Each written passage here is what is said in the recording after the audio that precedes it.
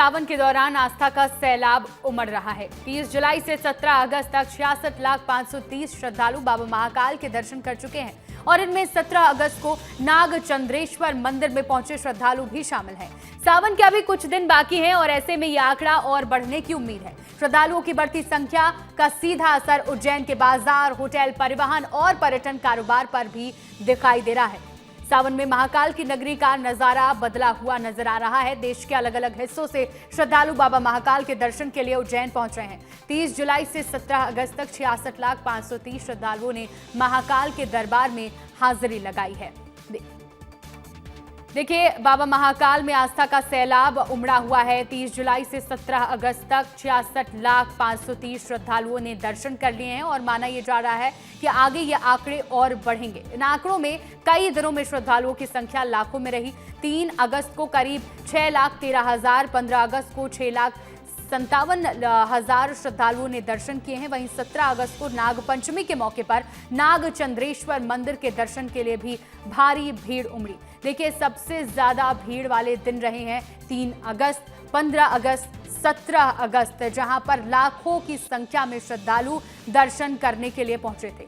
सावन में उमड़ी भीड़ का असर सिर्फ मंदिर तक सीमित नहीं है। होटल, धर्मशाला, रेस्टोरेंट, प्रसाद, फूल माला, धार्मिक सामग्री, ऑटो, ई रिक्शा और टैक्सी कारोबार को भी इसका सीधा फायदा मिल रहा है।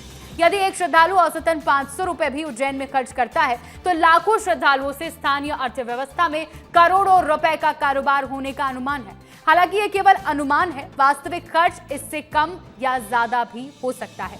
बढ़ती भीड़ प्रशासन के लिए भी बड़ी चुनौती है। दर्शन व्यवस्था के साथ सुरक्षा, ट्रैफिक, पार्किंग और श्रद्धालुओं की आवाजाही को लगातार मैनेज करना भी बड़ी चुनौती है। मंदिर प्रबंधन और जिला प्रशासन भीड़ के हिसाब से व्यवस्थाओं को अपडेट कर रहे हैं। लाखों में श्रद्धालु लगातार उज्जैन पहुंच रहे हैं सावन के इस मौके पर, जहां पर देखिए इंतजाम भी प्रशासन की तरफ से किए जा रहे हैं। सुरक्षा, ट्रैफिक, पार्किंग, दर्शन व्यवस्था, स्वास्थ्य सेवाएं, इन तमाम चीजों पर भी प्रशासन की लगातार नजर बनी हुई है। श्रद्धालुओं की इस भीड़ से स्थानीय कारोबार को भी बड़ा फायदा हो रहा है।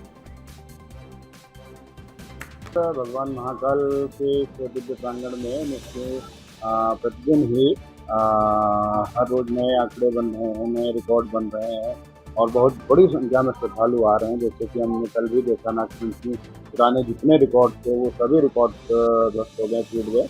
इसके प्रति लोगों के मन में महाकाल के प्रति जो अगाध आस्था है और वो जब यहाँ पर आते हैं उनके जो मन में कामनाएं होती हैं, उनकी जो भावनाएं होती हैं, उन सभी कामनाओं भावनाओं को भगवान महाकाल पूर्ण करते हैं। तो मृत्युंजय हैं, ठीक है, वो उसको भी परास्त करने की सामर्थ्य जो रखते हैं वही तो देवादेव महाकालेश्वर भगवान है। बाबा की तो महिमा अलग ही है। बाबा तो उज्जैन के महाराज है, राजा है और उनके ऐसा लगता है कि उनका आशीर्वाद है सारे भक्तों पर और काफ़ी अच्छा फील होता है।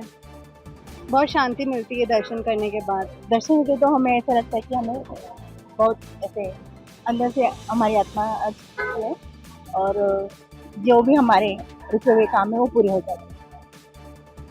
तो जो वश में कर ले उसे कहते हैं महाकाल। सत्यम शिवम ही महाकाल है, सत्य ही शिव है। इसीलिए महाकाल के दिव्य दरबार में देश विदेश से हर दिन लाखों भक्त आते हैं, बाबा महाकाल के सुगमता से दर्शन करते हैं और जो पुराने रिकॉर्ड थे हर दिन एक नया रिकॉर्ड इतिहास रच रहा है। और इसीलिए श्रावण मास में पुराने रिकॉर्ड सभी धराशायी होते जा रहे हैं। हर दिन 4 लाख, 5 लाख, 8 लाख से ज़्यादा भी श्रद्धालु बाबा महाकाल के दिव्य दर्शन कर उनका आशीर्वाद ले रहे हैं। और उज्जैन पूरे मध्य प्रदेश की आर्थिक स्थिति के लिए सीधे सीधे महाकाल के दिव्य दरबार में आकर जो भी भक्त आते हैं, अगर मान लो कि प्रति व्यक्ति श्रद्धालु 500 रुपये भी एक दिन में खर्च करता है तो ऐसे लाखों जो भक्त आते हैं उसे हजारों करोड़ रुपए का टर्नओवर भी हो रहा है। और बाबा महाकाल के दिव्य दरबार में भी कहीं ना कहीं दान के रूप में अंश जो मिल रहा है उससे महाकाल मंदिर का जो विकास कार्य है उसमें भी गति प्रदान हो रही है और बाबा महाकाल के खजाने में भी हर दिन एक नई बढ़ोतरी देखने को मिल रही है। संतोष कृष्णानी, विस्तार न्यूज़, उज्जैन।